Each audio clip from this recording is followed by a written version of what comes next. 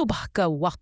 चोचू एक ऊंची शाख पर बैठा है, नीचे परिंदों को देख रहा है जो आजादी से उड़ रहे हैं।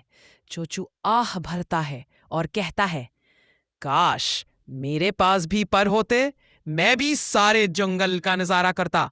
चोचू को अचानक एक ख्याल आता है, मैं पर नहीं बना सकता मगर उड़न खटोला तो बना सकता हूँ। मदद की तलाश। चोचू भालू के पास जाता है जो दरख्त के नीचे सस्त पड़ा है। चोचू, भालू भाई, मुझे लकड़ियां काटने और भारी चीजें उठाने में तुम्हारी मदद चाहिए। भालू ऊँघते हुए, क्या तुम कोई नया पनीर का गोदाम बना रहे हो? नहीं, मैं आसमान में जाने वाला उड़न खटोला बना रहा हूं। भालू हंसने लगता है मगर चोचू की पुरजोश बातें सुनकर आखिरकार मदद के लिए तैयार हो जाता है। चोचू फिर लोलू लोमड़ी के पास जाता है जो एक मुश्किल पहेली हल कर रही है।